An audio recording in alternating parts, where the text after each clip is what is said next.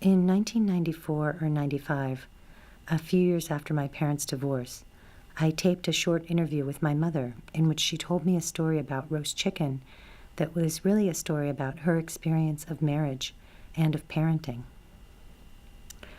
When I listened to the tape almost a decade later, the bitterness and resentment in her voice overwhelmed the words, what she is actually saying, which is why I retell the story now in a different voice. I'll tell you that I did not fix roast chicken for years because of something that your dad did to me, and it went like this. This is my motto about food. Here's how it works. You make dinner for the people who don't want to eat. That's the kids, because they never eat anything like a decent meal when they're kids, right? And the person who does eat, meaning your dad, is the person who's never here. So that was the story of my life. Day after day after day. Like what to make for dinner that I know that the kids won't eat, that John will eat, but that he'll be 3 hours late getting home to eat it. And did we wait for him every fucking night? Did I say no? Wait. Your dad's coming home soon. Don't eat. We would sit at the table and wait, and every night he would say, it was the same thing.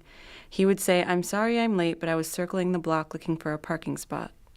Every fucking night. And you want to know something? Like one night I decided to myself, and this is after all this, am I ever going to get married again? I fucking hate marriage. I'll give you another fucking story. I've been in Florida for a week. I come back, nothing works in this apartment. The sink is all clogged up, but I decide to put that behind me, and I say to myself, I need to be a better wife and a better mother. This would happen to me when I would go to Florida. I would come back and I would be rejuvenated. I would feel really great about life.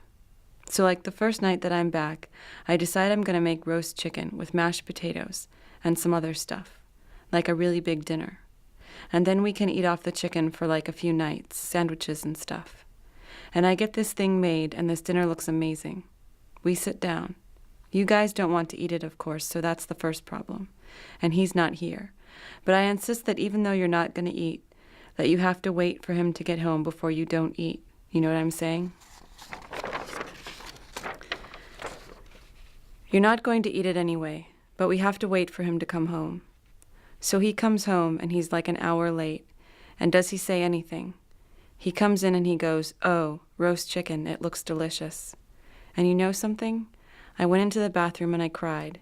I came out, I couldn't eat, and I don't think I ever made him roast chicken again. Because he didn't apologize for being late? Yeah, because he lives in another world. Because he came in and said, oh, roast chicken, this looks great. Because for him it doesn't matter. It didn't matter whether I made it or somebody else made it or whether it was roast chicken or something else. It's just dinner to him. It's just there. Something that's on the table. He doesn't care that somebody put time and effort in that. And do you know what I'm saying? He could have walked in and said, oh, you ordered in Chinese. Great. Or someone else ordered in Chinese and gave us their leftovers. Great.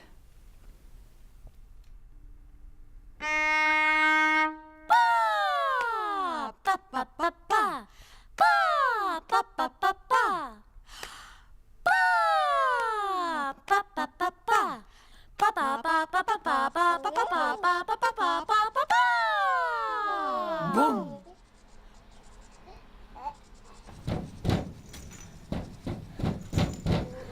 They also have difficulties with capital original conception.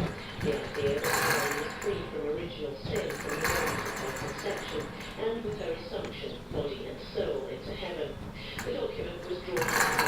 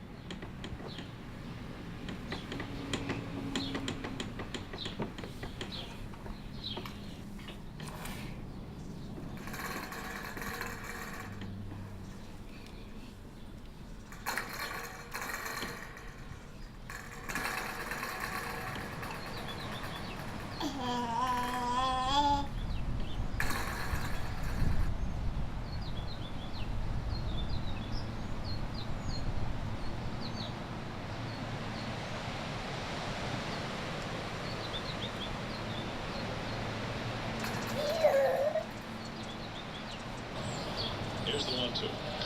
Drilled to deep right. In the corner is Burnett's. On the track, that is a home run.